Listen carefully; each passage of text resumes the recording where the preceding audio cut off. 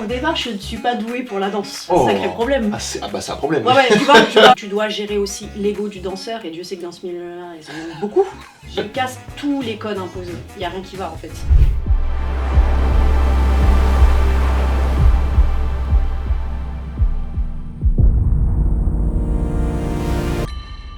Bonjour et bienvenue sur ce nouvel épisode de la face cachée entrepreneuriat. Aujourd'hui je suis avec Milana, bonjour. Bonjour. Je suis content que tu puisses venir là du coup en ce début, fin août, début septembre. Est-ce que tu peux nous expliquer un petit peu qui tu es, qu'est-ce que tu fais et entre guillemets de quoi nous allons parler aujourd'hui? Exactement. Donc merci déjà Lucas pour l'invitation. Je suis extrêmement heureuse d'être avec toi. Je suis directrice artistique et chorégraphe spécialisée en dancehall. Donc j'ai une académie de danse à Villefontaine que j'ai ouverte en 2013. Et je voyage en Jamaïque depuis 2009. D'accord, et le dancehall, c'est quoi comme type de danse exactement? C'est une culture. Au-delà d'être une simple danse, c'est vraiment une culture. Au niveau musical, c'est la suite du reggae. C'est né dans les rues de Kingston dans les années 80. Et tu as de la danse issue de la vie quotidienne, mais au-delà de ça, tu as tous les selectas, les DJ, les danseurs, ceux qui vendent le poulet dans une soirée, etc. Donc c'est vraiment une culture énorme. Ok, c'est une population. Exactement, on peut dire ça. Une culture, je dirais vraiment une culture à la base. C'est vraiment né en Jamaïque, maintenant ça voyage à travers le monde. Et c'est une danse de flow, donc tout est sur le flow, le ressenti. D'accord, et comment t'en es arrivé à cette danse-là? C'est après un voyage, après une rencontre, comment t'en es arrivé là? J'ai toujours voulu faire de la danse, donc j'ai débuté très jeune, mais à mon époque il y avait énormément de modern jazz, de classique. Donc moi ça ne me convenait pas. Donc je suis partie sur Paris à l'âge de 18 ans pour justement trouver peut-être une branche plus urbaine. J'ai été formée pendant 3 ans en studio harmonique et j'ai voulu découvrir la dancehall, et donc je suis partie en Jamaïque parce que j'avais besoin d'être à la racine, aux sources. D'accord, ok. Et t'es arrivé aux sources, et à quel moment t'as switché en fait? Parce que là, nous, c'est vrai qu'on parle souvent avec les différents invités de switch entre passion et vie professionnelle, dans le sens où effectivement tu pourrais aller là-bas pour apprendre à danser ce type de danse. Après, tu t'es professionnalisé. À quel moment tu t'es dit, tiens, c'est vraiment quelque chose que j'ai envie de faire en tant que métier, en fait, tout simplement? Depuis toute jeune. Mon but premier était de créer des spectacles. J'ai toujours voulu être directrice artistique, chorégraphe. Et j'ai eu un plan dans ma tête qui me semblait pas si bête que ça finalement, c'est de vraiment trouver une discipline, une culture qui me corresponde. Donc pour ma part, c'est la culture dancehall. De pouvoir enseigner, donc me former en premier temps, vraiment avoir une formation solide. De par cet enseignement, créer mon URL pour pouvoir acheter un bâtiment et en faire un centre de formation agréé. Et par la suite, avoir une compagnie et créer des spectacles. Tu vois, j'avais cette ligne-là dans ma tête depuis longtemps. Donc il y avait un plan. Ah ouais. Ok. Et là, à l'heure actuelle, t'as créé ton URL, t'as acheté ton bâtiment et t'as créé des spectacles. Tu m'as dit, du coup, t'as créé quoi comme type de spectacle, comme spectacle? Le URL, je l'ai créé en 2009. J'ai commencé en 2008 avec une association pour dispenser des cours. En 2009, j'ai créé mon URL. En 2013, j'ai acheté un bâtiment qui était un centre automoto qu'on a tout retapé. Et j'ai dû remplir ce bâtiment-là. Qui, à l'heure d'aujourd'hui, ça reste compliqué parce que j'ai qu'une seule discipline. Tu vois, pour que tu aies un petit peu le synopsis. Et par la suite, formation, etc. des danseurs, ils ont intégré ma compagnie, donc ils sortent tous de mes formations, généralement.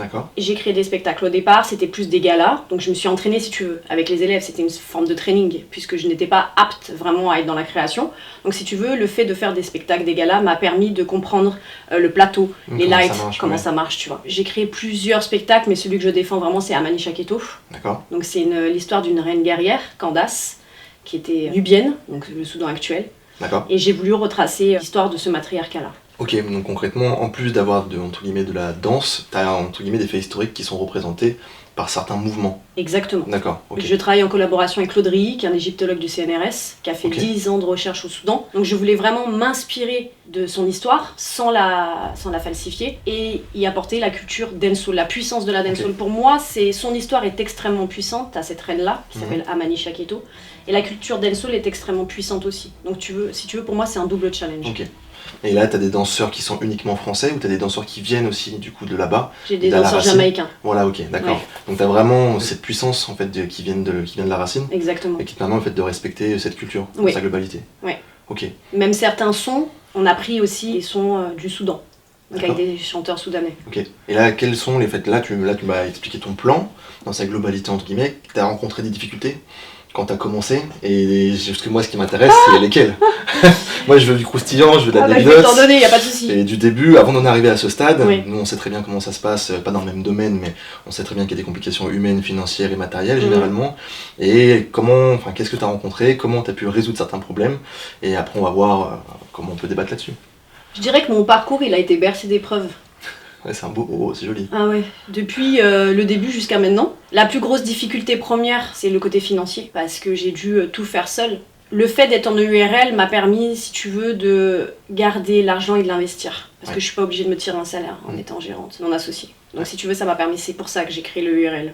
C'était ma démarche. Après, tu as les soucis humains, je pense qu'on en a tous, c'est-à-dire gérer l'humain, gérer une équipe, c'est extrêmement compliqué, surtout quand tu es chorégraphe, tu es un coach, donc tu dois être quand même très directif. Donc tu as aussi des problèmes par moments humains, émotionnels, où tu dois gérer aussi l'ego du danseur, et Dieu sait que dans ce milieu-là, ils en ont beaucoup. Donc tu vois, t'as tout ça à gérer. Et la détermination. Beaucoup de gens se disent déterminés. Non, tu peux être motivé parce que c'est extrinsèque. Donc ça veut dire qu'une personne peut te motiver pour 1 mois, 2 mois, etc. La détermination, c'est quand tu t'es tellement ramassé la gueule que tu continues. Et c'est mon cas. Avec discipline. Voilà, avec discipline, avec passion, avec amour. Et c'est là que tu peux prétendre, c'est de la prétention, mais de dire que tu es déterminé. Je pense que c'est ce qui me correspond le mieux. C'est plus j'échoue, plus je continue. Ce spectacle-là, je l'ai écrit depuis 2018 et c'est très compliqué et je ne le lâcherai jamais parce que je sais le potentiel qu'il a et je sais que je peux y arriver. Donc je dirais la plus grosse difficulté, c'est que les gens issus de ce métier-là ne me donnent pas de crédit pour l'instant. Ok. Et pour quelle raison? Parce que c'est vrai que quand moi tu m'as parlé de ton spectacle, il y a quand même une pyramide si je me trompe pas. Exactement. Enfin c'est quand même une architecture qui n'est pas banale, c'est-à-dire que tout le monde peut entre guillemets monter un spectacle de danse, mais avec une culture, avec des faits historiques, avec plusieurs danseurs, un groupe entier, et en plus de ça une architecture. Il y a quand même du boulot, beaucoup de boulot, et comment on fait pour avoir cette réputation, ces portes ouvertes que certains peuvent avoir dès la naissance, mais quand on n'a pas entre guillemets les pistons, comment on fait pour passer à travers ça? Est-ce que c'est faisable? Est-ce que comment on peut provoquer ça? T'as résumé. Dans le sens où c'est un milieu de copinage. Ils se connaissent entre eux. Donc déjà, quand t'es issu d'un autre milieu social, il faut dire la vérité, complètement, c'est beaucoup plus compliqué. Sachant qu'en plus, la culture dancehall, c'est une culture urbaine, c'est une culture de rue, donc dite non intellectualisée. Il n'y a pas de dancehall en milieu théâtral. Je suis la première à l'amener dans son intégralité. Ils vont avoir 1 ou 2 mouvements, mais c'est pas représentatif de la culture dancehall. Donc quand t'arrives avec une culture et une danse qui n'est pas représentée, avec un spectacle qui s'appelle Amani Shaketo, une histoire vraie, d'un matriarcat de femmes, ça fait beaucoup d'informations qu'ils ont du mal à digérer. T'as forcé. J'ai forcé. T'y allais à fond.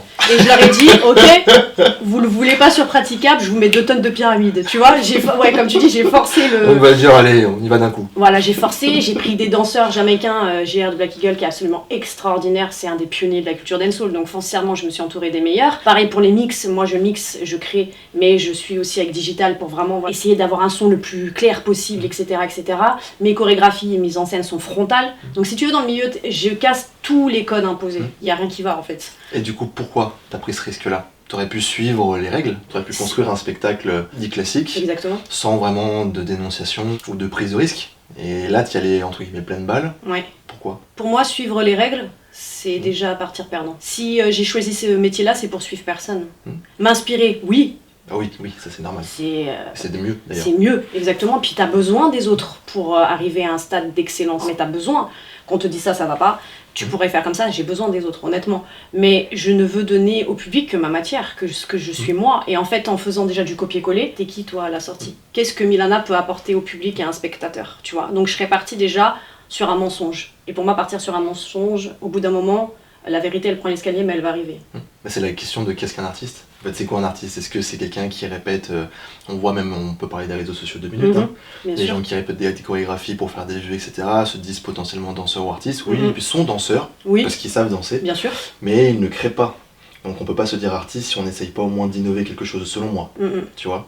Donc et par rapport aux réseaux sociaux, vous êtes sur les réseaux du coup? Oui. Et comment ça se passe? C'est parce que du coup t'es danseuse, chorégraphe, artiste, réalisatrice on peut le dire, mais du coup t'es pas à la base sur les réseaux sociaux, t'as été obligée de t'y mettre? J'ai été obligée et je ne voulais pas. Instagram c'est celui qui me correspond le mieux parce que c'est rapide, si tu veux, dans le sens où je balance quelque chose et je m'en vais, et mes followers ou ceux que je follow sont vraiment issus de cette culture-là ou de la mode, parce que tu vois, je m'arrête ici. TikTok, pour moi, j'en ai un, mais c'est pas moi c'est ingérable. J'ai horreur de cette règle. Parce que tout va trop vite, et en fait, c'est des trends qui sont très très rapides, et pour moi, ça te brûle le cerveau. Oui, mais c'est clair. Pour moi, tu vois.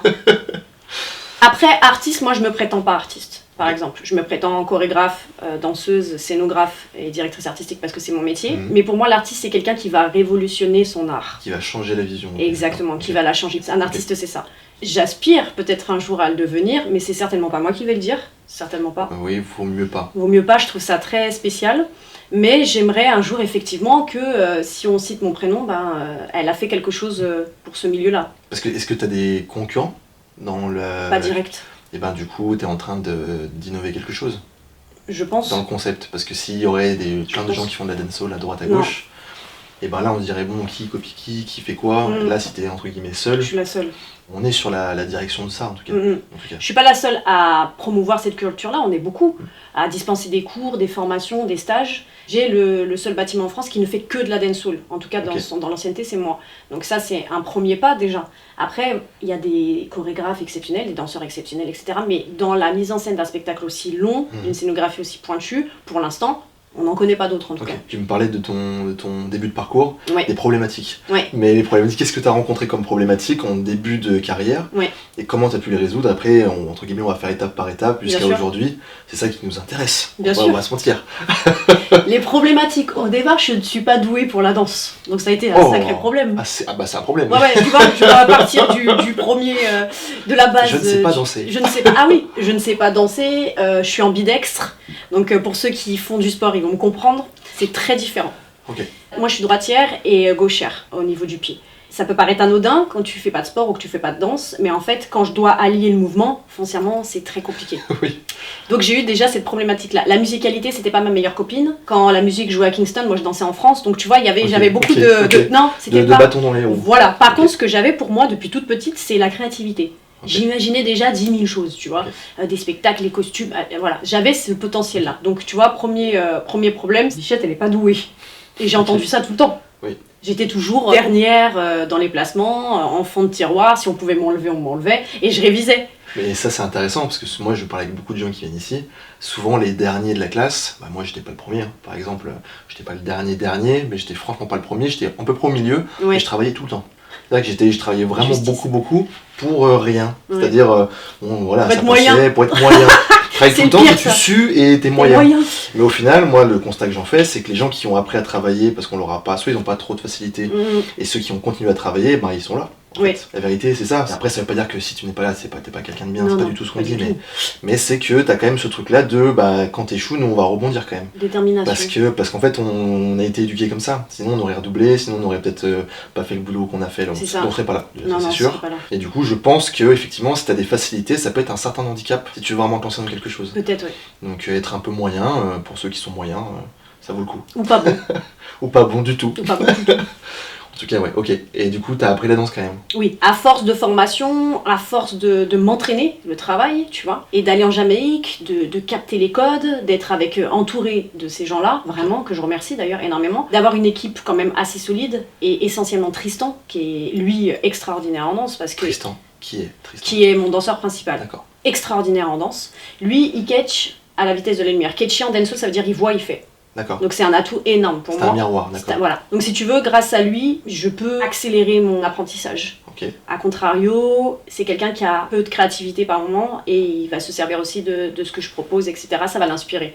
Donc on est vraiment... complémentaire. Très complémentaire. Ok, super. Et je le remercie. Donc là, tu l'as rencontré en 2009, Tristan. Tristan, je l'ai rencontré... Alors attends, il était dans mes cours, c'était mon élève. Donc à peu près dans ces périodes-là, Et du coup, d'un miroir. Et toi, t'avais la créativité, donc vous êtes associés? Pas du tout. Pas du tout. Moi, au départ, j'ai tout fondé seul, etc., etc. Par contre, il a été là dès 2013, vraiment. Il a intégré ma vie, ma société, tout. Et on a continué ensemble. Mais ça a été au départ mon élève. Ensuite, il est rentré en formation chez moi pendant des années. Il a été professeur. Après, il est devenu danseur de ma compagnie. Il a gravi les échelons et maintenant, c'est le danseur principal et mon assistant au niveau de l'académie NSA. Donc tu vois, il a vraiment gravi les échelons. C'est très complémentaire. De toute façon, faut s'entourer des gens qui sont meilleurs que nous dans un autre domaine. Sinon, ça sert à rien. Enfin bon, ça c'est un autre débat. Mais, donc t'as appris à danser, donc ça a été difficile, déjà parce que t'avais un pied gauche et une main droite, et une fois que t'as réussi à passer cette étape-là, qu'est-ce qui se passe? Quelles sont les différentes problématiques que t'as rencontrées, ou même chances en fait, que t'as pu avoir? Est-ce que tout de suite c'est devenu ton métier? T'as voulu que ça devienne ton métier, ou est-ce que t'as fait d'autres boulots à côté? Est-ce que t'as eu un boulot alimentaire à côté? Oui. Comment ça s'est passé? J'ai eu beaucoup de boulot alimentaire, essentiellement sur Paris. J'ai été femme de ménage, j'ai travaillé dans l'immobilier, j'ai déchargé des camions, j'ai fait aussi le festival de Cannes où je nettoyais les toilettes de L'Oréal. Donc non, j'ai vraiment dû travailler pour manger, pour vivre. Mais je suis quelqu'un qui investissait toujours pour la danse. Pour rebondir sur le fait que je sois droitière et gauchère du bas, c'est toujours le même problème. Ça, je peux pas le changer. Donc ça veut dire qu'en danse, j'ai toujours cette problématique-là dès que c'est nouveau. Dès que c'est nouveau, je suis débutante. Il faut bien que les gens comprennent ça. Et ça n'empêche pas, à force de travail, que ça devienne fluide. C'est toujours un effort. Voilà, c'est toujours un effort. Maintenant, la grande chance, et c'est ce qui m'a permis d'en arriver là, c'est la chance, je sais pas, en tout cas l'opportunité, c'est cette créativité. De toujours imaginer des choses différentes, d'avoir aussi, du fait que mon corps soit différent, les mouvements paraissent différents, et maintenant, les gens s'en inspirent aussi. C'est un style. Voilà, c'est un style. Donc même quand je travaille avec JR, qui me forme aussi, etc., ça l'inspire aussi, c'est ce qu'il me dit. Ah, j'aime bien comment tu prends le move. Yeah, good this way, tu vois. Et en fait, ça peut devenir une force à la sortie. Donc tu vois, c'est une balance. La différence peut être inspirante. Tout ce qui est différent est inspirant. Enfin, généralement. Et là, tu me parlais, c'est intéressant, tu dis que tu avais fait plein de boulot alimentaire. Et ça a mis t'as fait ça pendant combien de temps avant que tu commences à pouvoir en vivre? Combien de temps ça a duré, ton boulot alimentaire ou tes boulots alimentaires? Et entre guillemets, ta passion qui était en train de devenir ton métier. Ça a duré combien de temps, ces moments, peut-être pas de galère, c'est peut-être pas le bon mot, mais voilà, on peut le dire, de difficulté. 18-25. 18-25? Ouais, ça a été très dur. Où j'étais à Paris, je suis partie seule, donc ma maman est restée ici. Voilà, j'ai dû me débrouiller, ce qui est logique et normal. J'ai plus voulu aller à l'école, j'étais vraiment pas bonne, j'ai même pas mon bac. Donc si tu veux, j'ai arrêté très tôt. Ma mère m'a dit, ma fille, y a pas de souci, mais tu travailles, ce qui est logique. Donc j'ai dû travailler. Étant donné mes capacités à l'école, j'ai pris tout ce qui était possible de prendre pour pouvoir vivre en fait. Donc ma mère m'a aussi appris à me débrouiller. Et jeune? Et très jeune. Et je la remercie pour ça. Donc 7 ans quand même. Ouais, 7 ans. 7 ans, parce que les gens ils se rendent pas compte de ça aussi. 7 ans de galère, et depuis 2009 jusqu'à 2024, je me tire pas de salaire. Ça aussi, c'est à prendre en considération. Devenir chef d'entreprise ou auto-entrepreneur pour devenir riche, je dis, jouer au loto, t'auras même plus de chance, tu vois. Tu fais ça par passion, parce que t'es animé, parce que t'as l'âme pour le faire. Mais pour moi, quelqu'un qui est dans notre milieu, c'est quelqu'un qui va proposer, qui va être inventif, tu vois, qui va avoir une intuition, et qui va proposer quelque chose de différent. Si tu le fais pour l'argent, déjà moi, quelqu'un qui me dit ça, je lui dis arrête. Tu vas surtout t'enterrer psychologiquement. Exactement, tu vas être triste. Oui, voilà, c'est ça. C'est exactement le bon mot, être triste. Parce que tu peux le faire de temps en temps pour vivre. Moi, je sais je peux le faire pour potentiellement avec des clients. Voilà, c'est des choses qui sont moins intéressantes que d'autres, ça c'est la vérité. Mais parce qu'il faut manger aussi. Mais c'est vrai que j'essaie de garder une majorité de choses comme ici. Par exemple, tu vois, ici c'est zéro. Tu vois, on n'a pas assez de vues, on n'a pas assez de likes, on n'a pas assez d'abonnés, on n'a rien. Mais on le fait pour rencontrer des gens, pour discuter avec du monde et puis en fait se rallier à de l'humain. Parce que quand on est sur de la vidéo où on parle, c'est des milieux où on est entouré de monde, mais au final on n'est pas proche des gens. Non. C'est ça qui est hyper intéressant aussi. Tu vois, de mon point de vue, si je parle pour moi, tu vois, nous on fait de la vidéo, on fait des publicités, on parle avec des acteurs. Sauf qu'en fait, les gens, tout le monde a un rôle. Tu vois, t'as une casquette, celui qui est réel, celui qui est cadreur, celui qui est quelque chose. Et une fois que la journée est terminée, généralement, tu rentres chez toi et tu ne crées pas de lien. Donc ça, c'est aussi un moyen de se rallier à l'humain. Et je sais pas si quand t'es danseuse, il y a aussi cette complexité de créer du lien, ou est-ce qu'il y a toujours des gens qui sont aussi un peu calculateurs, est-ce qu'il y a des trahisons, est-ce qu'il y a des messes basses, comme dans le cinéma quoi. La danse, c'est un milieu d'ego. Donc un danseur qui va être mis en avant, danseur professionnel, va forcément avoir plus de sentiments envers toi, foncièrement, tu vois. Un danseur, moi j'ai des très bons danseurs, Tristan et JR sont exceptionnels, c'est les principaux de Amani Shaketo. Ma compagnie, je l'ai fondée avec des élèves à la base, et je leur ai toujours inculqué ces valeurs-là, d'humilité et de respect. Donc eux, je n'ai pas de problème avec eux. Mais j'ai été trahie par mes danseurs de nombreuses fois, je peux même plus les calculer. Et c'est des gens qui m'aimaient, et je pense énormément, que j'aimais en retour aussi. Mais au bout d'un moment, quand, je te dis, la détermination, ça froisse des liens aussi, parce qu'ils se disent déterminés. Mais la détermination, c'est pas sur 1 an ou 2. C'est sur 10 ans, c'est sur 15 ans. Bien sûr que c'est dur. Et t'as aussi l'extérieur. Moi, l'extérieur a plus abîmé mes danseurs qu'eux-mêmes. C'est la famille. C'est des gens qui vont te sortir un camembert en disant que la vie, il y a un temps pour ça. Mais moi, je te dis quelque chose. Notre vie à nous est dédiée à ce qui nous fait vibrer. Pour moi, ma vie, c'est ça. Donc, si tu veux, moi, un quart de temps pour faire les courses, un quart de temps pour... Non, moi, je compte pas mon temps comme ça, tu vois. Oui. Moi, j'ai de la famille, des grands-parents, là, ils comprennent toujours pas ce que je fais. Et je leur dis, tu vois la télévision, là, y a quelqu'un qui filme pour que t'aies l'image. Pour résumer, je dis, moi, je suis le gars derrière la caméra. Ils font, d'accord, mais tu fais quoi exactement dans la vie? Je dis, je viens de te le dire, je peux pas être plus précis. Bon, il y a un moment donné où je pense aussi, on essaye de faire comprendre aux gens Mais en fait, on ne peut pas. Non. C'est un oncle que j'ai vu il y a pas très longtemps qui m'a dit une chose que lui aussi il entreprend. Et je le voyais pas souvent et je l'ai revu, ça faisait 4-5 ans que je l'avais pas vu. Et cet homme-là m'avait dit en fait, tu ne peux pas expliquer à quelqu'un quelque chose qu'il n'a pas vécu. En fait, tu t'as beau faire ce que tu veux, même quelqu'un qui a vécu des violences ou quelqu'un qui a vécu une trahison, une tromperie amoureuse. Si toi tu l'as pas vécu, tu peux pas ressentir en fait ce qui s'est passé. Donc comment tu veux qu'ils se mettent à notre place et comment tu veux qu'ils ne transmettent pas leur peur. On parlait des parents justement à ce moment-là. Il y a forcément un transfert par sécurité parce que leur but c'est que tu t'en sortes correctement dans ce monde. Et en plus là, notre génération évoluait de fou. Faut savoir qu'il y a moins de 50 ans, il n'y avait pas de PC quoi. Tu vois, il y a des réseaux sociaux, on est connecté, les forfaits téléphoniques, les écrans tactiles, les caméras, enfin ça a évolué très très très très vite et les gens ils peuvent pas suivre. Ça se trouve nous dans 30 ans on sera perdus. Peut-être aussi, c'est sûr. Il y aurait la VR, peut-être tout le monde sera en VR dans la rue, nous on va péter un plomb. Et en fait ce sera la normalité. Donc comment ne pas transmettre ses peurs? Eh ben je sais pas. Je sais pas. Et moi si tu veux, pour rebondir à ce que tu dis, j'ai besoin d'être avec des gens qui me portent, qui m'apprennent, qui sont meilleurs que moi et qui n'ont pas ces peurs, je dirais, basiques, tu vois. La vie, c'est quoi? C'est la question qu'on doit se poser tous les jours. Pourquoi je suis là? Est-ce que c'est pour subir? Est-ce que c'est me lever tous les jours et aller dans un boulot qui ne me convient pas? Est-ce que c'est pour subir mes frustrations et devenir agressif? C'est ce qu'on disait aussi. La vie, pour moi, c'est être en paix, être passionné et surtout rendre heureux les gens qui nous entourent. C'est l'amour qui fait que... Je dis ça, mais c'est extrêmement difficile pour moi aussi parce que j'ai un caractère qui par moments peut être très tranchant et je peux aussi blesser sans le vouloir. Mais je veux dire, ceux qui m'entourent, c'est des gens qui sont dans la même lignée que moi. Et je pense que si t'es pas dans la même lignée, tu peux être malheureux par contre. Ça, tu vois, je l'ai appris aussi avec le temps. Il faut vraiment que les gens soient dans la même lignée. Le problème, c'est qu'ils sont persuadés de l'être et au fond d'eux, ne le sont pas. Oui, ce que tu viens de dire, là, le fait que les gens sont persuadés d'être quelque chose, je suis d'accord avec toi. Moi, pour te raconter un peu notre studio, à la base, je sais plus en quelle année, on avait monté une association, on était 12. On a commencé à se professionnaliser, on est tombé à 8. On n'avait pas d'argent aussi au début, il fallait tout ce qu'on avait, on achetait du matériel, etc. On est tombé à 4, puis on est tombé à 2, à même un moment donné, je suis revenu tout seul. Donc tout le monde est parti. En gros, ils ont pris des boulots alimentaires. Souvent les parents sont derrière ça. Tu vois, les parents ils disent t'as vu l'âge que t'as, tu commences à grandir, tu vois, il est peut-être temps d'arrêter, tu vois, de faire ci, de faire ça. Et les gens souvent écoutent, malheureusement, tu vois, malheureusement ou pas, en fait c'est leur choix, c'est pas le débat. Mais concrètement après t'es obligé de te réassocier à des gens, mais par contre cette difficulté là que moi j'ai eu à trouver des gens déterminés ou du moins dans le même axe que moi, et ça m'a permis de trouver là, actuellement on est 4, et ça m'a permis de trouver des gens qui sont aussi motivés que moi et réellement, parce qu'en fait eux ils se sont retrouvés tout seuls aussi alors qu'ils avaient monté des projets à plusieurs. Du coup maintenant on est 4 piliers où en fait moi si je pars en vacances la boîte elle coule pas. Parce que ça c'est important aussi.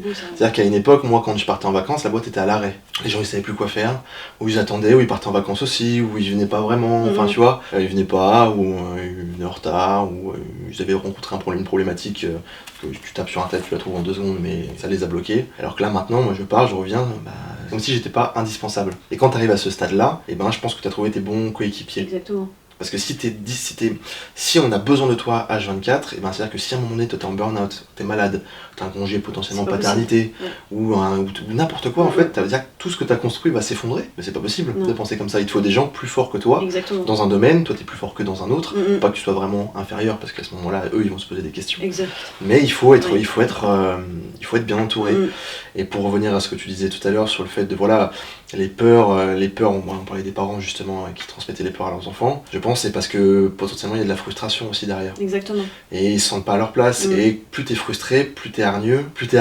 Et en fait tu vas dégager de la haine envers les autres. Jugeant. Et si tu juges les gens, tu vas les blesser, ils vont être timides.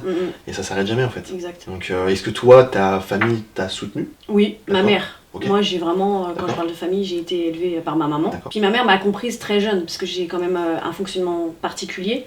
Je ne savais que les études, ça allait pas le faire du tout. Donc non, elle me suit, elle aime beaucoup ce que je fais, et elle a toujours été très franche, ma maman elle est marrante, tu vois, elle a toujours été très franche, parce que quand je sortais de spectacle, quand j'étais jeune, et je lui disais alors maman j'ai bien dansé, ma mère elle me disait non.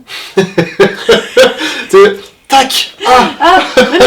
Je la remercie. Tu vois les parents à l'heure d'aujourd'hui, c'est magnifique. Non, ça va moche. Ça va être tellement plus dur pour eux par la suite. Tu vois ce que je veux dire? C'est intéressant, parce que là, on est en train de dévier de fou, mais ça me plaît. Non, ce truc-là moi j'ai des amis, je dirais pas de nom, parce que je les connais encore. Mais bon bref, ils regardent les vidéos en plus, donc faut que je fasse gaffe. Mais concrètement, des amis qui n'ont pas vécu de problématiques dans leur enfance, et c'est très bien, je dis pas qu'il faut que les gens y souffrent, pas du tout ce que je suis en train de dire. Mais quand ils sont arrivés face à un patron qui n'est pas là pour eux, c'est-à-dire qu'il n'est pas là pour les chouchouter, pour les dorloter, pour les couver. Et en fait, lui il dit écoute, il faut que tu fasses ça. Mais vous comprenez, si tu peux pas le faire, tu dégages et puis je vais prendre quelqu'un d'autre. Là, ils ont pris des gifles. D'ailleurs, il y en a, ils sont même retournés à l'école sous prétexte de changer. Potentiellement, ça peut être vrai. Oui. Et moi, je les connais bien, c'est aussi parce que l'école est vachement plus simple. Oui, t'as des examens. Rassurant. Mais en fait, t'as une autorité qui est au-dessus de toi, qui est souvent bienveillante, parce que le but, c'est que tu réussisses. T'as tes horaires, t'as tes machins, et on va te pousser à réussir. Et c'est ce que je disais aussi aux gens. Moi, j'ai arrêté l'école, j'ai un bac plus 3. Et on voulait que je fasse un master, même plus, etc. Moi, déjà, bac plus 3, il fallait vraiment que je sorte de ce système, parce que je suis pas scolaire. Donc, bac plus 3, c'était un effort pour moi. Et du coup, moi, c'est ce que j'expliquais aussi à des membres de ma famille qui n'étaient pas forcément aptes à entendre ce que je vais te dire là. Je leur disais, mais écoutez, j'ai fait un bac plus 3, j'ai gagné 0, pas d'argent, même j'en ai perdu. J'avais un boulot alimentaire pour payer l'appartement, la nourriture, etc. Là, même si je mets 2, 3, 4, 5 ans à monter ma boîte et qu'elle fonctionne à la fin, c'est le même principe que d'être à l'école, c'est exactement la même chose. Pareil. Parce qu'en plus tu vas t'auto-former, tu vas essayer des choses, tu vas rencontrer plus de monde. La pratique, c'est pour ça que les bacs pro ou les alternances, c'est la meilleure formation que tu puisses avoir. Sûr. Parce que tu as de la théorie, on va te la mettre, et puis tu vas essayer de la mettre en pratique.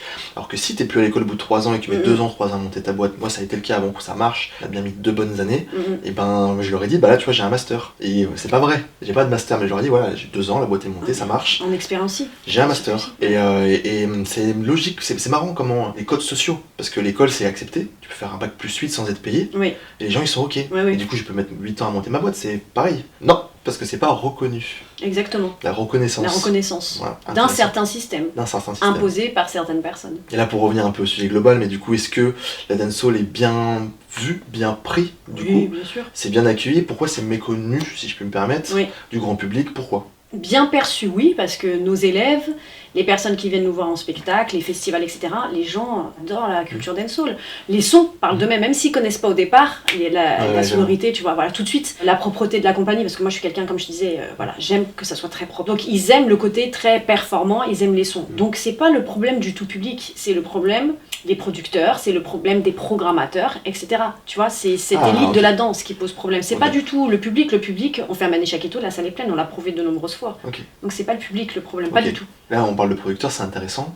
Ça a été une autre problématique que tu as rencontrée dans ton parcours. Oh oui, l'une des Est-ce que tu as, j'en sais quelques-unes, mais est-ce que tu peux nous en raconter une ou deux? Bien sûr. Pourquoi et ça t'est arrivé quoi? Alors la première expérience que j'ai eue qui a été très compliquée à gérer parce que c'était la première, on est tombé sur un producteur, entre guillemets, donc en fait c'était un magicien, il devait coproduire mon spectacle et au fur et à mesure de l'avancement et que la scène se peaufinait, etc., commençait à être changeant. Est-ce que coproduction, on peut expliquer financièrement, remplira des salles, qu'est-ce qui... Coproduction, c'est-à-dire que lui, il a une salle de spectacle, donc si tu veux, il me la mettait à disposition, c'est une grande salle, magnifique d'ailleurs. Et on se chargeait à 2 de la remplir. Lui, il avait ses contacts et moi j'avais les miens. Donc ça m'évitait, si tu veux, de partir en production où tu dois louer la salle, où tu dois remplir, voilà, tout faire. Donc il y avait la régie, tout ça, c'est un très très beau lieu et c'est une personne qui a énormément de talent, je le répète. C'est pas parce que je suis pas entendue avec lui que je lui enlève, parce que ça c'est pareil, c'est très humain. Du jour au lendemain... oui, c'est mauvais, il est mauvais. Voilà, t'es mauvais. Non.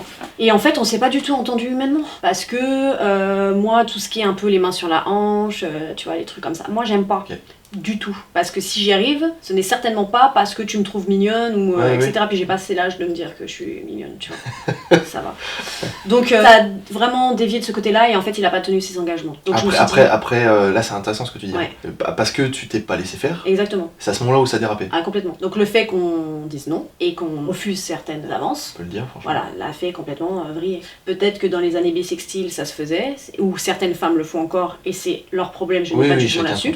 Mais moi non. Donc si je réussis, c'est pas comme ça. Donc ça a été la première chose. La deuxième chose, je suis tombée sur un autre producteur qui a une agence et en fait qui est tombé amoureux du projet, très bien, on s'entendait très très bien, etc., etc. Et du jour au lendemain, une nouvelle, donc je l'appelle parce qu'on avait quand même des plannings, etc. Et sans explication, ah non mais en fait c'est trop compliqué. Je lui dis comment ça c'est trop compliqué. Ok, vas-y, je te suis. Oui, c'est compliqué, ça me demande beaucoup de travail. Je lui dis mais tu le savais puisque c'est toi qui as voulu te lancer avec moi. Et c'est ton boulot. Et c'est ton boulot. Et en fait il me dit non mais moi je vais être plus dans la billetterie, tout ça. Et en fait, il a même donné mes dates à d'autres artistes, et des grands artistes, qui tournent déjà en fait. Et est-ce que vu que c'est un petit monde, est-ce que tu penses qu'il y a eu du dialogue potentiellement avec le premier producteur? Non, pas du tout. Pas du tout. Pas du tout. Ils se connaissent pas du tout, et non. Donc ça m'a heurté, tu vois, sachant que c'était 30-35 dates. Donc je me suis dit, bon, j'ai eu un manager avant, voilà, ça s'est pas mal fini du tout, mais je veux dire, pour moi, il n'y avait pas une régularité dans le travail. Donc j'ai décidé de partir en autoproduction, vraiment, de voir ce que ça donne au départ, et qu'au fur et à mesure de cette aventure-là, si j'arrive à avoir des programmations et des producteurs, tant mieux pour moi, ou des agents, ou des diffuseurs, peu importe, parce que c'est ce que je recherche, mais de confiance avec qui voilà, je puisse avancer, ça sera une bénédiction pour moi, mais je ne m'arrêterai pas à ça. C'est-à-dire que je partirai seule au départ. Parce que là ils t'ont pris 30-35 dates, mais il n'y a pas des contrats signés. Les contrats de session ont été envoyés sur 2 salles. Donc moi, quand ils m'ont envoyé les contrats, bien évidemment... Contrat de session. Donc en fait, c'est à partir du moment où tu cèdes ton spectacle à des salles, tu vois. Donne les droits. Donne des droits, voilà, pour la programmation d'une date. Alors moi, je suis jamais sur un contrat d'exclusivité. Jamais, je ne le ferai jamais. Parce qu'Amane Chaketo, c'est mon spectacle, il m'appartient. Donc je ne veux pas. Mais voilà, ça a été envoyé, et en fait, j'ai vérifié les dates, etc. dans les théâtres. Et j'en avais 2 qui étaient en signature avec des workshops ou des conférences. Il les a déjà donnés à 2 autres artistes. Donc toutes les dates qu'il devait y avoir derrière, il n'y a pas de secret. Oui, on le sait. Oui, c'est pareil. Voilà, c'est pareil. Mais pourquoi ? Mais nous n'avons jamais compris. J'ai même des vocaux où on est avec mon équipe, avec ma compagnie, on est en train de crier « ouais, merci » et tout, il nous répond « mais c'est avec plaisir, ce spectacle est formidable ». Et du jour au lendemain, il n'a pas tenu ses engagements. Parce que je pense qu'il ne s'est pas rendu compte du travail qu'il y avait sur ce spectacle-là. Parce que comme c'est une première en tout. Donc ça demande beaucoup plus de travail que de mettre un artiste qui tourne déjà, et surtout des humoristes, parce qu'il a beaucoup d'humoristes, tu vois, c'est peut-être beaucoup plus simple. C'est pas la même prod. Hein. Non, c'est pas la même prod. Donc tu vois, je pense qu'il a choisi la facilité, et il s'en fiche en fait de blesser des gens, ou de mettre un genou à terre à certaines personnes, tu vois. Ça c'est important aussi à dire. Tous ceux qui ne m'aident pas, qui ne croient pas en moi, ou qui ont un jugement hâtif sur ma personne, moi je les remercie, parce que vous me donnez la force d'avancer. Et c'est aussi grâce à vous. Donc il faut se le dire. Ils pensent que, parce que je n'y arrive pas depuis des années, ah Milana, c'est de l'acharnement. L'acharnement, c'est bête. Je sais que mon spectacle, c'est quelque chose de puissant. Il n'est pas mieux que les autres. Je ne le lâcherai jamais. C'est pas de la bêtise. C'est pas de l'acharnement. Et en fait, les personnes qui ne croient pas en moi, etc., me donnent aussi énormément de force et je les remercie. Mais surtout qu'en plus, là, c'est pas l'acharnement pour moi. Alors attention, parce que moi, il y a 2 acharnements. Il y a l'acharnement de la personne qui a une idée mais qui avance pas et qui est toujours dessus. Exactement. C'est-à-dire, moi, je veux être réalisateur. Ça fait 15 ans qu'il veut être réalisateur. Il a jamais tourné un seul film. Exact. Donc là, il y a un problème. Pour moi, là, c'est de l'acharnement bête. C'est que tu te mens en fait à toi-même. Exactement. Et quand t'es acharné sur un truc qui est déjà créé, t'es pas acharné. Bah t'es juste patient et tu fais ce que tu peux. Exactement. En fait. T'es déterminé. C'est déterminé l'acharnement. Vraiment, pour moi, ça n'a rien à voir. Hein. Pour moi, l'acharnement, c'est des gens qui disent ouais, moi, dans la vie, je ferai ça. Ouais, je vais être bodybuilder, mais il va pas à la salle de sport. Voilà. Ça n'a pas de sens. Ça n'a aucun sens. Là, au moins, c'est clair. Et voilà. Qui dit bah non, par contre tu dis il va à la salle de sport et il prend moins facilement que les autres, bah t'es juste déterminé, ça va prendre du temps, etc. Donc l'acharnement, non, moi j'ai vu du coup les images, tu m'as montré le site, tu m'as montré les affiches, etc. Là il faut juste un producteur. C'est ça. Il faut juste un mec qui ouvre les salles. Et c'est le plus dur peut-être. Voilà, c'est ça. Tout est fait. Il manque juste le déclic et peut-être le bon moment. Est-ce qu'il y avait des personnes qui devaient partir? Oui, j'en suis persuadée. Est-ce que je devais me délester de certaines choses? Aussi moi. Parce que c'est aussi très facile, et ça je tiens à le souligner, c'est très facile de toujours remettre la faute sur les autres. Moi, ça s'est mal passé des fois avec certains danseurs où j'ai eu des relations absolument formidables avec mes danseurs et mes élèves, ce qui est mon cas aussi, tu vois. Mais c'est pas que de la faute des autres. Tu dois aussi, comme on disait tout à l'heure, les vacances, et tu dois cheminer pour que justement ça ne se reproduise pas sans arrêt. Puis comprendre. C'est un milieu qui est extrêmement difficile. Et comme tu dis, ils sont pas dans nos bottes. Ils ne comprennent pas ce que c'est que d'être une directrice artistique et de gérer autant de personnes. Parce que moi, il m'arrive par semaine de gérer 500 personnes. Parce qu'il y a un spectacle ici, il y a une formation là-bas, il y a des workshops, il y a des gamins. Tu vois ce que je veux dire? Donc au bout d'un moment, on reste humain. Et t'es obligé de trancher dans le vif parce qu'il faut que ça avance en fait. Et ça veut pas dire que tu les aimes pas, bien au contraire. La discipline, c'est aimer quelqu'un. Et puis c'est ce qu'on appelle aussi faire la différence entre pro-perso. Exactement, tu peux pas. Et les gens, ils ont du mal. Exactement, les gens ont du mal. Et je veux dire, en plus, la danse, c'est une partie de toi. Tu vois, c'est ce qui émane, c'est ton énergie. Quand tu danses, moi je peux pas danser avec des gens que je n'apprécie pas ou que je n'aime pas. Parce que ton énergie elle est diffuse et tu prends celle des autres. C'est un milieu qui est très spécifique. Mais c'est intéressant ce que tu viens de dire là, c'est une partie de toi, de moi. Et ben c'est intéressant, parce que on parlait avec d'autres invités aussi du fait que nous, quand on fait des vidéos, ce genre de choses, quand on les envoie à des clients, ils nous envoient des gros pavés en disant je n'aime pas ou je sais pas quoi, ils se rendent pas compte que potentiellement en fait nous c'est quelque chose qu'on fait aussi par passion. Si je te dis ouais tu danses mal, etc., que ce soit vrai ou pas, il y a des manières aussi potentiellement de le dire, parce qu'en fait on n'est pas sur quelque chose de factuel. Non. On est sur de l'émotionnel pur vu que c'est de l'artistique et qu'il n'y a pas de règles. Donc, si tu vas faire un pas à droite, un pas à gauche, si tu refais la même choré, ton pas il sera pas au même millimètre. C'est comme ça, le montage pareil, c'est en fonction de l'ambiance, comment tu te sens, la musique que tu as trouvée, etc., etc. Et donc effectivement il faut comprendre aussi dans ce genre de situation qu'il faut dire les choses, il faut essayer de se mettre à la place de l'autre. Voilà. Et quand tu gères des équipes, comme tu dis 500, moi j'ai jamais géré 500 personnes, j'ai géré des équipes de 20, 25 et je trouve que c'était déjà bien costaud. Quand je dis 500 personnes, c'est pas qui travaillent pour moi, mais c'est avec des élèves et puis un ingé. Oui, il y a du monde un peu partout. Il y a du monde partout en fait. Mais c'est des trucs où quand t'as 25 personnes entre guillemets à gérer, t'as 25 choses à dire et plus ton boulot. C'est-à-dire que les gens, généralement, ils ont leur boulot et ta communication avec eux. Et il faut aussi de se mettre à la place de l'autre, parce que nous, on fait en tant que gérant, on fait ça pour essayer de se dire, ok, pourquoi il réagit comme ça? Pourquoi il arrive en retard? Est-ce que ça va? Est-ce qu'il a le temps? Est-ce qu'il est pas trop fatigué? Mais est-ce que dans l'autre sens, les gens se posent la question en disant, ah, je vais peut-être finir un peu plus tard ce soir pour essayer de l'aider, parce que je sens qu'il est fatigué, je sens qu'elle est fatiguée, pour essayer de l'aider, en fait, simplement. Je suis pas sûr que ça se passe dans les deux sens. Non. Et pourquoi? Non. Alors moi j'ai la chance, entre guillemets, c'est pas de la chance, c'est plutôt j'ai forcé le destin de ce côté-là, c'est d'avoir une équipe avec laquelle je puisse vraiment parler et mes élèves aussi. Mes élèves sont vraiment le reflet de l'Académie NSA, c'est-à-dire que quand tu viens chez nous, on t'explique, c'est pas inné, on leur explique nos règles, comment on fonctionne, ça convient très bien, ça convient pas, tant pis. Mais je préfère avoir moins d'élèves, mais qui nous ressemblent, plutôt que d'être blindés, comme toutes les écoles pluridisciplinaires, moi j'en ai qu'une. Donc ça aussi, on m'a fait beaucoup de reproches, pourquoi tu fais pas plein de danse. Moi, je pars du principe dans la vie, tu fais tout, tu fais rien. Moi je suis spécialisée dans ma discipline. Et je peux dire les choses aux gens, tu vois ce que je veux dire ? Par exemple, mes danseurs, souvent je leur dis, tu vois pas que là je suis fatiguée, arrête de crier, arrête de me prendre de l'énergie, parce que je suis fatiguée. Mais tu vois, je verbalise, parce que sinon ils peuvent pas être dans ma tête. Oui, ils captent pas. Voilà, donc c'est vraiment, j'essaye d'y mettre la parole. Je dis pas que j'y mets toujours les formes, parce que quand je suis fatiguée et que j'ai énormément de choses à gérer, je suis honnête, hein, mais je travaille dessus. Je ne veux plus être dans le stress ni l'énervement, donc je travaille sur ma personne, mais ça m'a demandé beaucoup d'efforts. Je suis plus impulsive au départ. Ok, l'impulsivité, tous les géants le sont, je pense. Et après on a appris à se calmer. Ouais. Parce que sinon, t'as plus personne. Ouais.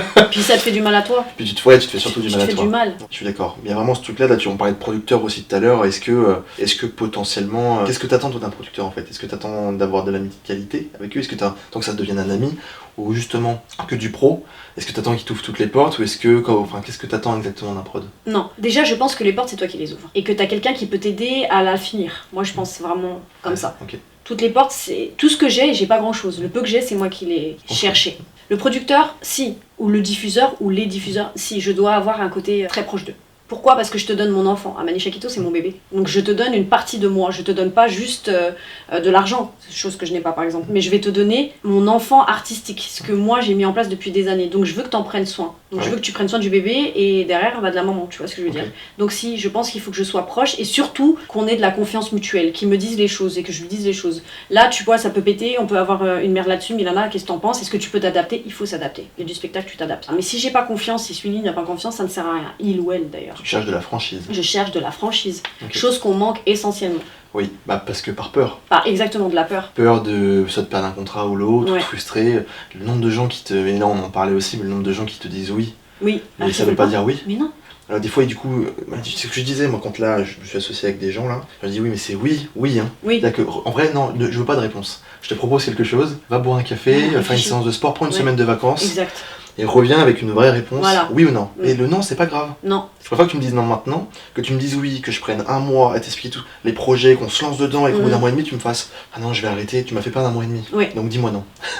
Mais exactement. Voilà, mais sauf que la franchise, les gens, c'est compliqué parce que la franchise veut dire se confronter. Oui, tout à fait. Même moi, j'ai eu du mal potentiellement avec des gens, mais parce que t'as pas envie de blesser, et c'est pour ça que moi personnellement, je bosserai plus avec des amis. Parce que tu vois, là, c'est pour ça que je te pose la question, est-ce qu'il faut que son producteur soit ami ou pas? Parce que moi, je sais que je ne peux plus. Parce qu'imaginons, il y a une collègue ou un collègue qui est avec moi et qui travaille pas comme je l'entends, aussi vite, etc. Mais que je connais sa vie perso, je vais avoir du mal à communiquer. Parce que si je me dis putain, c'est vrai qu'elle en ce moment chez elle c'est compliqué, ou chez lui c'est compliqué, bon bah je vais laisser couler. En vrai, dans le boulot, ta vie perso ne me regarde pas. Non. C'est pas méchant de dire ça. Non, mais c'est vrai. C'est que moi j'ai des problèmes. Et quand je viens de dire des choses et on va avancer ensemble, je vais pas te dire ah putain non, aujourd'hui ça va pas être possible. Bah non en fait, si ça va pas être possible, tu prends un arrêt. Sinon tu viens pas, etc. Sauf que moi j'ai du mal. J'y travaille à dire les choses avec des gens que j'aime amicalement. Donc par conséquent, bah maintenant je travaille qu'avec des gens collègues. On s'entend bien, on va boire un coup, bien sûr. On discute, etc. Mais on n'ira pas partir en vacances, quoi. Mais c'est pareil, aimer les gens, c'est aussi leur dire la vérité. Moi, je préfère une vilaine vérité qu'un joli mensonge, tu vois. Oui.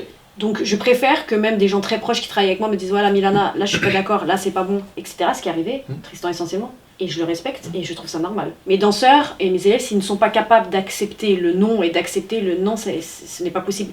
Le step n'est pas bon, etc. Nous, on est danseurs, donc t'as même pas besoin de parler. Que je vais voir déjà que énergétiquement, t'es pas ancré.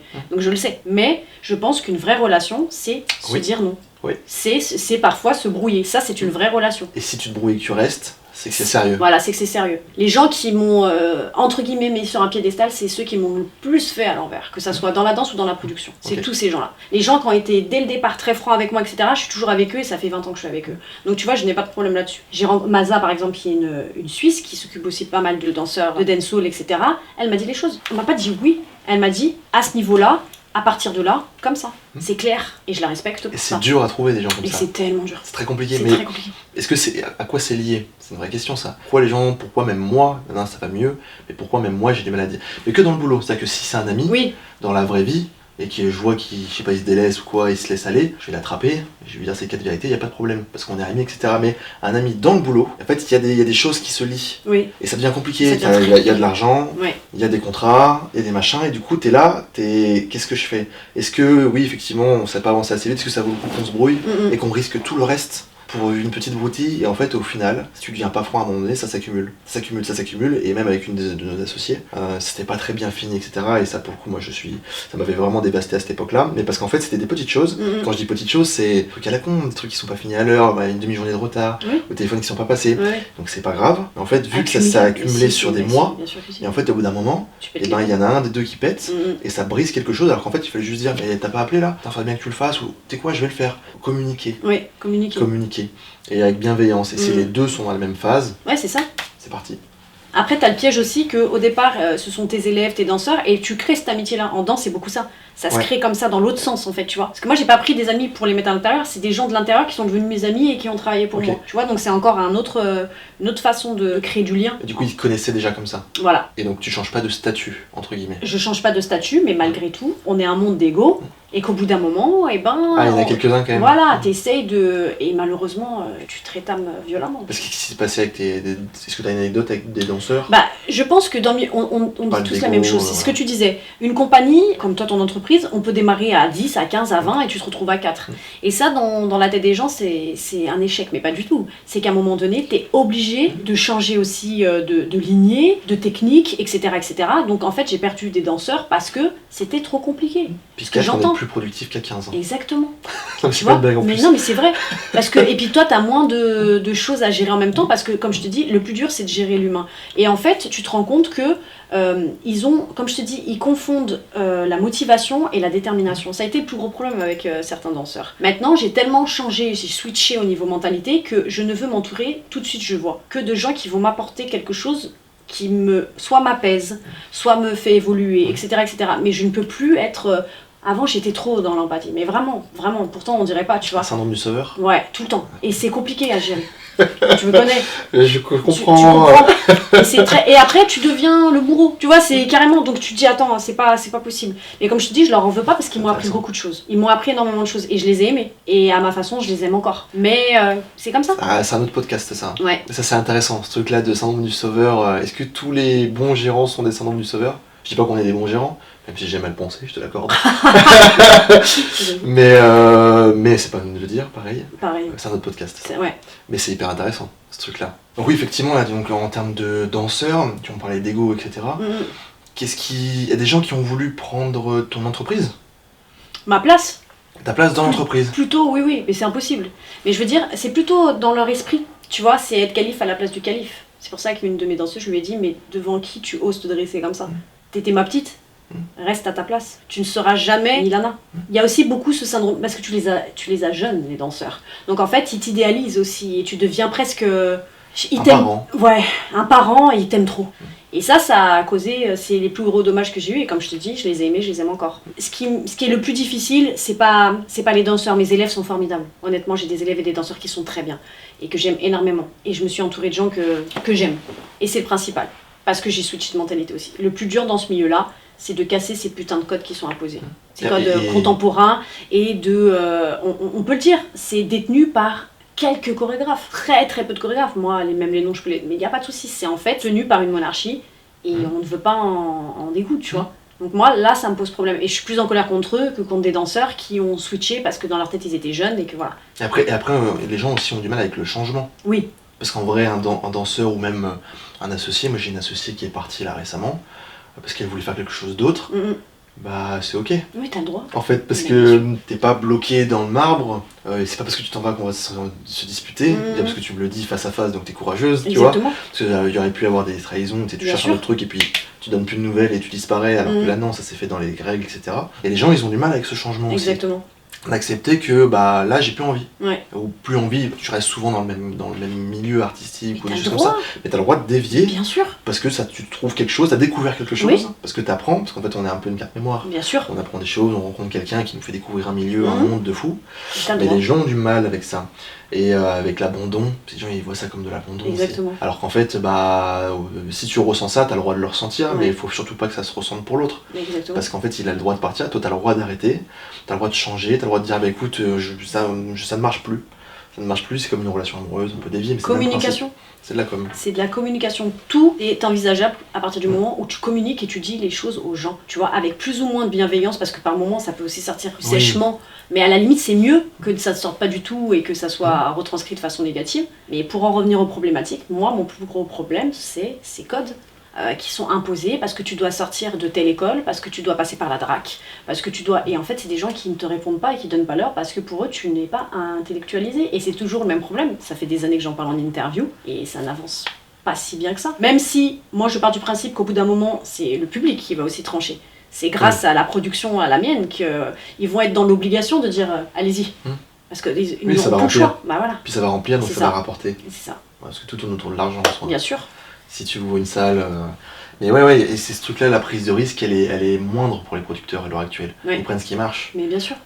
Tu vois, ils vont choper des gens, des humoristes potentiellement, parce que la production est peut-être aussi plus facile. Bien dans sûr. Le sens où, tu vois, quand t'installes... Moi, j'ai fait aussi pour de l'opéra. Héloïse Mas, que je cite, une très bonne chanteuse d'aigle d'opéra, incroyable. Mais quand tu regardes l'opéra, elle m'avait invité à l'opéra de Lyon, là, et les décors, etc., c'est une production de malade. Bien sûr. Ils font des entractes où ils mettent les rideaux en 2 minutes, ils te changent les murs, les fauteuils, etc. Ils ont je sais pas combien de comédiens sur scène. Oui, un humoriste, tu lui mets un pied de micro, un régisseur son et lumière, et ça fonctionne et ça remplit. Bien sûr. Donc en fait, effectivement, techniquement, un humoriste rapporte plus, parce que le rapport fatigue-argent est plus intéressant que si t'as un spectacle à monter, effectivement. Mais par contre, qu'est-ce qui va marquer le plus l'esprit aussi? C'est ce que j'allais dire, t'es producteur, moi je suis pas productrice, je me lance dans la production parce que je n'ai pas eu le choix. T'es producteur, qu'est-ce que tu veux? Tu veux proposer des choses différentes. En théorie. En théorie, un large public, programmateur, en théorie, tu vois. Donc moi je serais dans ce cadre-là, j'aimerais proposer de tout. Du classique, du violon, de la musique, de la danse, de la culture urbaine. J'aimerais vraiment avoir un panel énorme. Donc pourquoi se réduire à ce qui marche? Encore une fois, si t'es dans le milieu artistique, c'est peut-être pour un moment donné prendre le risque de proposer aux gens quelque chose de différent. Et parce que c'est pas des artistes, c'est des fonctionnaires de salles. Ouais. Mais vraiment, la tristesse, elle est là. Parce qu'en fait, si ce serait des gens comme toi et moi qui tireront les salles, mais ce serait une dinguerie. Oui, mais même les diffuseurs. Diffuseurs, t'es quand même plus du côté... Il y a beaucoup d'anciens danseurs aussi, tu vois ce que je veux dire? T'es plus artiste. Ouais, mais ils sont peut-être tombés dans l'argent. Pour moi, les diffuseurs ou les régisseurs de salles, eh ben, c'est pas des artistes, c'est pas des mecs qui créent. Ils vont mettre un post en CDI sur internet, le mec il va arriver, il va remplir un agenda, il va se dire oulala, eux il faut installer une pyramide ou je sais pas quoi. Oui, c'est sûr. Lui il a un pied micro, c'est vachement plus simple. Allez, et puis après il part en vacances, il va voir sa femme ou son homme, et puis c'est terminé quoi. Et c'est comme ça que les gens y réfléchissent aujourd'hui. Alors que nous on est plus dans le parcours et dans le devenir. Oui. C'est-à-dire qui je suis. Et est-ce que je suis fier si je meurs demain? Est-ce que c'est ok? Ouais, est-ce que je suis fier de ce que j'ai accompli? C'est plutôt ça. Ouais. Et oui, il y a des choses à faire, mais si t'as pas le choix de mourir demain, est-ce que j'aurais pu faire plus? Moi, non. Là, honnêtement, j'ai l'impression d'avoir 40 ans déjà. C'est pas normal. Et c'est pas grave. Et c'est pas grave, mais c'est pas normal. Et il y a vraiment ce truc-là de ouais. Tout le monde me dit ça, ouais. Mais ouais, c'est pas des artistes. Et c'est ça le problème, c'est que ceux qui ouvrent les portes sont pas des gens comme nous. C'est ça qui est bizarre. Ouais. Ceux qui nous commandent sont pas les gens du peuple, c'est le même principe. Oui, c'est le même principe, c'est vrai. C'est en gros, t'es dans une salle et les gens qui s'occupent des salles, ils ont jamais monté un spectacle, ils font pas d'humour, ils font rien. Je rebondis, j'ai une dame hier qui est secrétaire et donc je la rappelle pour mon spectacle à Méné Chakito et elle me dit de toute façon, si on vous a pas rappelé, c'est que le spectacle n'était pas intéressant. Elle a pas vu? Non, je lui dis. Donc, de ce que je comprends, ma production n'est pas intéressante. Non, c'est pas ce que j'ai voulu dire, mais c'est pas moi qui suis décisionnaire. Je lui dis, madame, à partir du moment où vous ne transférez pas un mail, vous êtes décisionnaire. Parce qu'elle n'a pas transmis le mail. Elle me dit, oui, mais si ça rentre pas dans la cible, je lui dis, je croyais que c'était pas vous la programmatrice. Donc pourquoi, d'entrée de jeu, vous bloquez déjà le mail? Ah, mais renvoyez-le-moi, je vais lui communiquer de suite. Je lui dis, voilà. Parce qu'à un moment donné, si vous n'êtes pas décisionnaire, tous les mails de production, de spectacle, vous devez le transmettre à votre programmatrice. Parce que ce n'est pas vous qui faites la sélection. Parce que les gens, ils sont pas à leur place. Et ça, c'est tous les jours. Mais ça me décourage pas. Ça me fait rire maintenant. Parce que plus ça va être dur, plus je vais charbonner. Puis t'as pas le choix surtout. Hein. Non, j'ai pas le choix. Parce qu'il faut mieux penser comme ça. Hein. Ah ouais, mais j'aurais arrêté. J'aurais arrêté depuis combien d'années? Il y a une forme d'ego aussi, de dire je me bats contre moi là, tu vois, je me bats pas contre les gens. Et puis c'est facile à dire peut-être, mais si tu fais pas ça, tu fais quoi? Rien. Rien qui me passionnera plus que ça en tout cas. Moi non, tu me dis ouais là on arrête là, tu veux que j'aille faire quoi? Ouais. Oui, effectivement, peut-être que je pourrais retourner dans une boîte parce que j'ai un bossé, donc je retrouverai une boîte sans souci. Mais pour faire quoi? aller au boulot. Moi personnellement, je ne peux pas. Après, si j'ai pas le choix, je suis pas débile non plus. Voilà. Si je sais qu'à un moment donné, la boîte va comme faire cool et que j'ai besoin d'argent, je prendrai un mi-temps, il n'y a pas de problème. Et justement, pour garder le peu qui me reste, jusqu'au bout. Tu vois, jusqu'au bout. Parce que, en vrai, les gens ils disent, ouais, mais tu te fais du mal, etc. Mais tu te fais du mal. Moi, j'ai connu des gens qui ont 60 ans, ils regardent leur passé et eux, ils sont en douleur. Ouais, eux, ils ont mal. Je préfère aller jusqu'au bout de la rue, même si c'est une impasse. Parce que oui, de toute façon, si tu restes au début, tu sais pas. Non, et tu vas te retourner comme tu dis à 60 ans, et tu auras tellement de rues que tu n'as pas pratiqué que tu diras, mais en fait, j'avais peut-être 10 000 solutions, et j'ai raté ma vie. Et le peut-être. Et le peut-être, non, les regrets, ça fait trop mal. Et ils se rendent pas compte parce qu'ils sont jeunes, plus ou moins, ou les parents sont encore jeunes, tu vois. Mais je veux dire, d'insuffler ça, c'est pas possible. Tu dois te retourner et dire, je me suis épanouie. Juste ça, pas dire je suis millionnaire, pas dire tout le monde, je suis reconnu mondialement, etc. Parce que ça, c'est un leurre aussi. Pour moi, c'est presque diabolique, tu vois. Déjà, t'es pas normal si tu veux être connu. T'es bizarre, en fait. Tu vois. Mais connu de qui? Tu les connais pas. Ouais, connu et pourquoi? Oui. Je veux être riche et je veux être connu. Qu'est-ce que tu apportes pour que les gens te donnent de la reconnaissance déjà? Parce qu'être connu, c'est de la reconnaissance. Et puis être connu, si tu les connais pas, les gens, c'est malsain. Tu regardes tous les gens qui sont vraiment connus, ils sont malheureux. Mais ils sont malheureux. Et exactement. Il y avait une phrase qui était intéressante d'un humoriste qui disait j'ai jamais connu autant d'humoristes tristes. C'est quand même bizarre comme phrase. T'es censé quand même être la personne qui rigole le plus, etc. Exactement. Et toi, tu me dis que t'es humoriste et que tu te sens pas bien. Non. Attends, mais c'est quoi ce monde? Mais tu sais ce qui me fait le plus peur, moi, c'est d'applaudir une vie ratée. Intéressant, vas-y. C'est-à-dire quand tu te retournes. D'applaudir quelque chose que t'as tout raté, mais tu l'as fait. Voilà. Ok. Les gens viennent, applaudissent des vies ou une vie ratée. Toi, t'es sur scène, tu le sais. Ce serait intéressant d'avoir des retours de personnes âgées qui t'expliquent leur vie qui marche pas. Exactement. Ce serait marrant, ça, à faire ça. Tu vois, le syndrome comme tu dis, du clown triste. Moi, c'est ça qui m'a le plus interloqué dans mon métier, c'est que je préfère, à la limite, que ça stagne où c'est, mais je suis épanouie, plutôt que d'arriver à un statut où, voilà, t'as applaudi, des vies ratées. Mais ça, c'est un concept de fou. Note-le. C'est un concept de fou, parce qu'il y a beaucoup plus de ratés que de réussites en fait. Exactement. Et pourquoi ils ont raté? Ouais, des personnes, ouais, ce serait fou ça, comme retour. Et en plus, t'apprendrais beaucoup de choses. Exactement. Pourquoi t'as raté? Est-ce que c'est familial? Est-ce que c'est ton conjoint, ta conjointe? Est-ce que et c'est ça permettrait aux jeunes tellement d'avoir des déclics, justement, de comprendre et de ne pas aller dans ces vies-là qui peut-être ne leur correspondront pas. Mais c'est même sûr. Et c'est même sûr. Parce que ça correspond pas à ceux qui sont dedans. Mais non. Donc pourquoi retranscrire ça, tu vois? Mais parce que c'est les réseaux. Moi, je sais, là, ça fait pas longtemps que ça existe. Ça fait 10 ans, je crois, Instagram, ou 9 ans. Ouais. C'est hyper récent. Ouais, c'est très récent. C'est dangereux. Instagram, TikTok. TikTok mais c'est dangereux à un niveau où même ça peut donner des opportunités, comme pour la dancehall, tu vas te faire découvrir ça à des gens à une population plus élargie. Oui.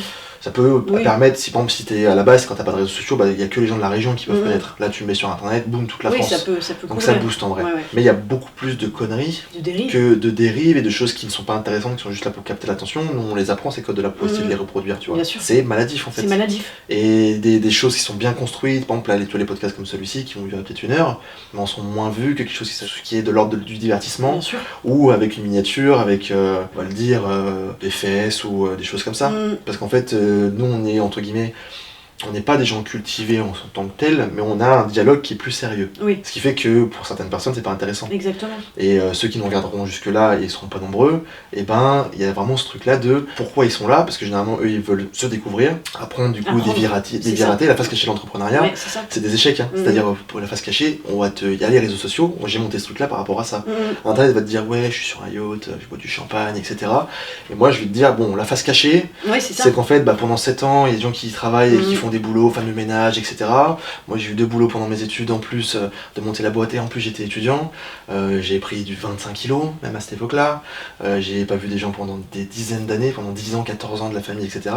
Ça c'est la face cachée. Bien sûr. Donc la question c'est est-ce que tu es prêt à sacrifier ça? Parce que si t'es pas pistonné, t'es obligé de passer par là. Pour arriver à quelque chose qui ne te correspond même pas. C'est fou. Non, ouais, c'est fou. C'est fou. Et puis ça, Instagram, moi je te dis Instagram, c'est entre guillemets ce que je préfère en termes de réseau. Tu mets que ce qui est positif. Je vais mettre la plage, je vais mettre Amani Chaketo quand on est en tournage, je vais mettre le best-of, je vais mettre quand on filme, tu fais mes captations, on met les passages dans l'angle où toi tu t'estimes que c'est le plus porteur, etc. Oui, c'est tronqué. Mais bien sûr c'est tronqué. Quand je me lève le matin, je vais pas prendre un selfie. Enfin, je prends pas de selfie. Mais tu vois, voilà, c'est aussi, c'est une tromperie. C'est une arnaque. Donc tu vois, et la trend, moi ce qui me fait peur, c'est que tu n'as pas de lecture. Et qu'en fait, on va faire une société de personnes qui n'ont plus d'élocution et qui ne savent plus communiquer. La lecture est primordiale dans la vie. Le fait de faire des trends de 20 secondes, etc., ils peuvent pas regarder des émissions comme la tienne, puisque ça demande trop d'efforts. C'est de l'effort, de concentration. On le voit dans les cours, on n'arrive plus à les gérer. On doit trouver des tactiques pour les ramener à se concentrer. Faut qu'on arrive à manipuler pour revenir à des bases. Pour revenir à des bases, t'imagines? Et je dis ça, mais je suis aussi pareil. Moi, j'ai désinstallé TikTok, par exemple, parce que je suis rentré dedans pour le boulot.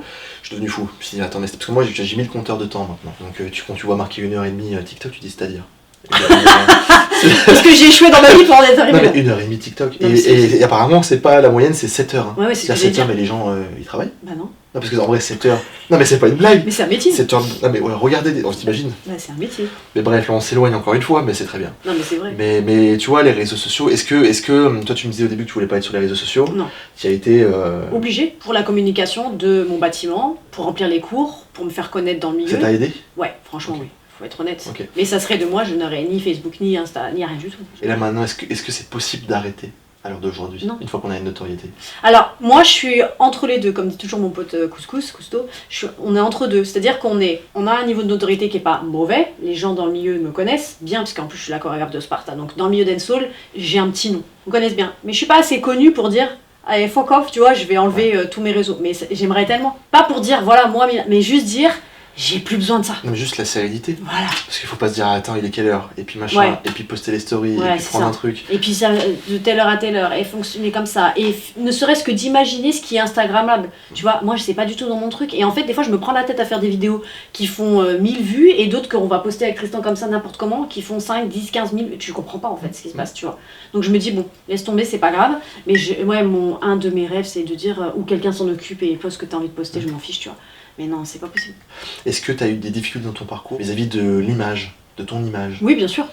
Ça peut être intéressant aussi, ce truc-là, de tu vois, en plus quand tu te mets en avant sur les réseaux, t'es jugé par rapport à ton physique, par rapport, tu vois, je sais pas, tes habits, comment tu parles, si tu bégayes, il faut absolument le dire, sinon on se moque de toi. Bon, est-ce que tu as eu des difficultés avec ton parcours? Est-ce que ça t'arrestera par moment et tu te dis, ah non, attends, faut que je me respecte et je continue? Est-ce que tu as eu, qu'est-ce que tu as connu là? Des difficultés, moi, c'est plus plutôt dans mon caractère, dans la façon dont je gère les choses. Donc il y a eu des gens qui ont fait, entre guillemets, même une fois une page, tout ça, pour dénoncer...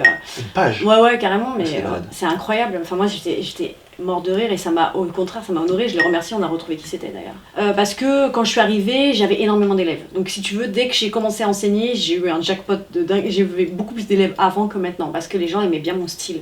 C'était frais, c'est aussi la longueur, ça épuise aussi, donc voilà. Moi je suis blanche, j'ai le crâne rasé, j'ai des locks, donc t'as toujours le stéréotype peut-être qu'elle se prend pour une jam, alors que pas du tout, moi mes locks c'est par rapport à la culture viking par exemple.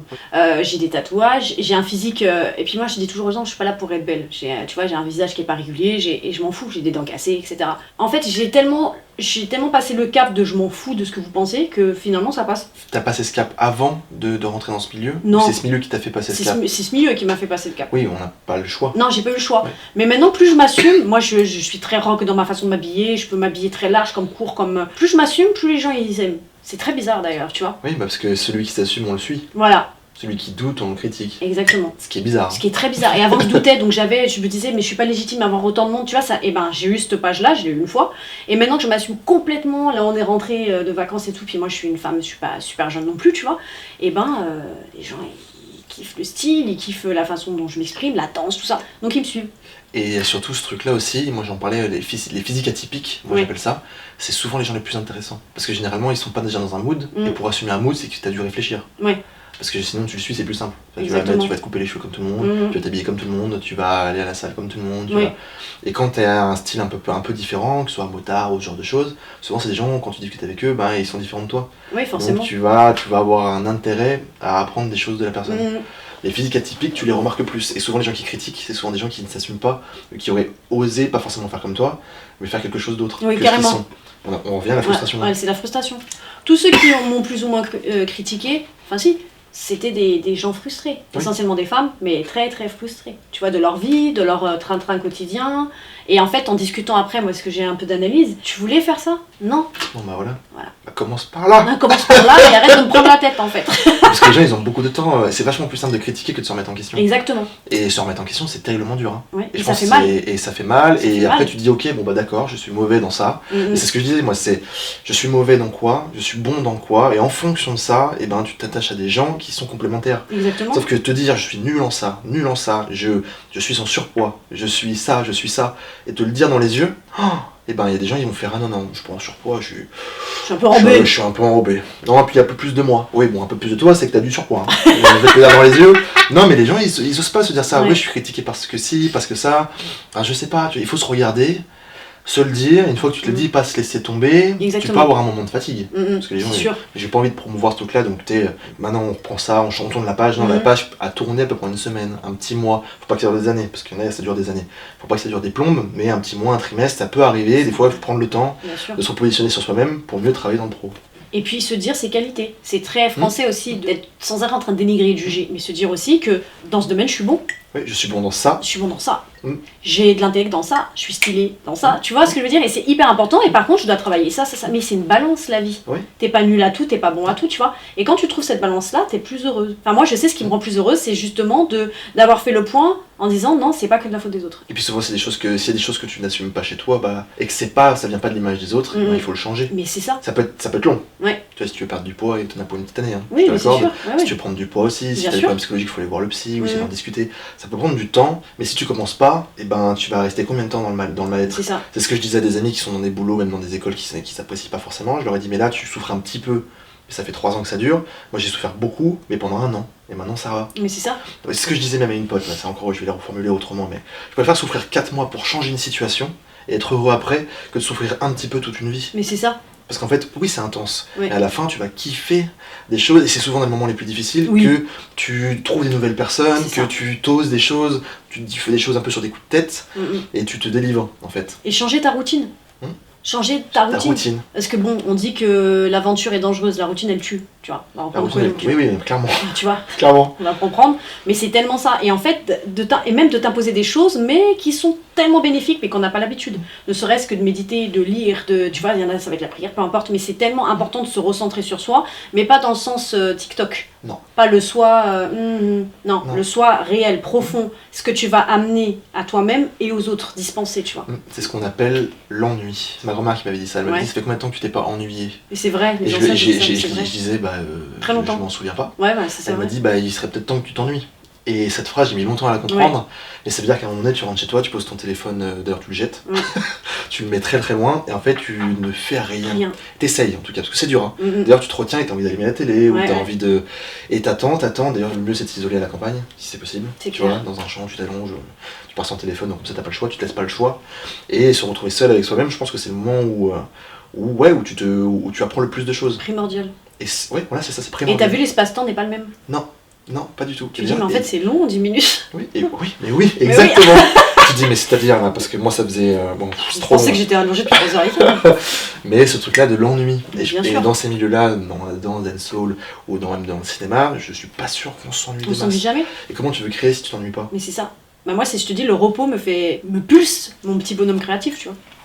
Est-ce que tu aurais une dernière anecdote un peu croustillante à nous donner sur une problématique que tu as pu avoir, pas forcément que tu as pu subir ou autre, et que tu as réussi à surmonter? Quelque chose qui t'a vraiment marqué, qui aurait pu faire basculer la balance en... Est-ce que tu as déjà eu une problématique qui aurait pu te faire abandonner, par exemple? Ou t'as vraiment un moment où tu t'es dit, putain, peut-être que là, changer de boulot, le salariat ou arrêter. Est-ce que ça peut arriver? J'en ai tellement eu. Je te dis, le fait déjà d'être ambidextre, de perdre des gens proches. J'ai perdu énormément de proches, que ce soit famille ou amis. L'argent, la violence de ce milieu-là, c'est un milieu extrêmement violent.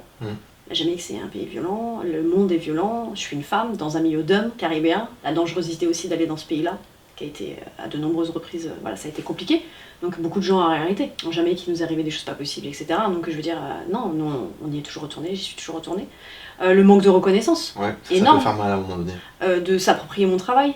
Tu vois, donc j'ai eu tellement d'épreuves. Moi, ce qui me marque le plus, c'est juste que tu refuses sans connaître. Oui, tu ne cherches pas à découvrir. C'est pas grave. Que tu aies vu mon spectacle et qu'il ne te corresponde pas, je peux comprendre. Oui, c'est ok. C'est ok. Mais que tu ne l'aies pas vu et que tu sois que sur des stéréotypes. Le stéréotype et les on m'a dit. Ça, c'est des gens que je fuis comme la peste, tu vois. On m'a dit que. On m'a dit que, ouais. Déjà, tu vois, les Askip, une nouvelle génération, et les on m'a dit que à notre époque.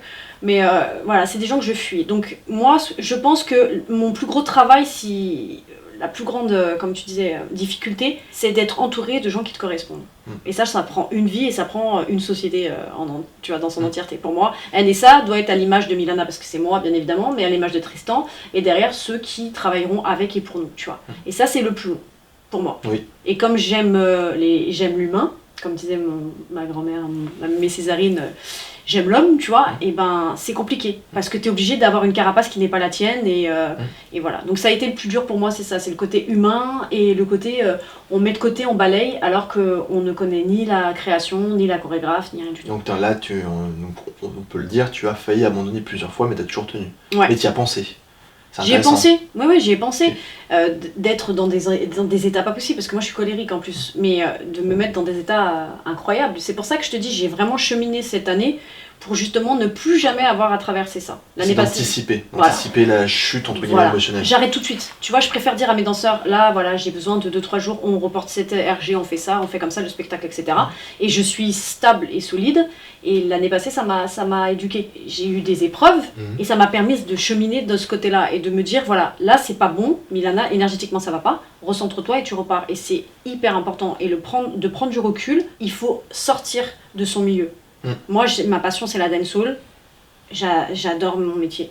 Mais j'ai besoin de voir la lune, par exemple. Moi, je suis lunaire. Je suis bercée par la lune. Tout le temps, je vais voir la lune. Parce que j'en ai besoin. Ok. Trouver un échappatoire à ce qu'on aime. À ce qu'on aime. Ce qui est bizarre. Ouais. Mais non. Mais c'est faut le faire. Parce que tu l'aimes plus. Oui. C'est comme t'aimes quelqu'un. Au bout d'un moment, quand tu l'as trop sous les yeux, tu vois plus ses qualités. Tu vois, t'as plus ce truc du premier jour, etc.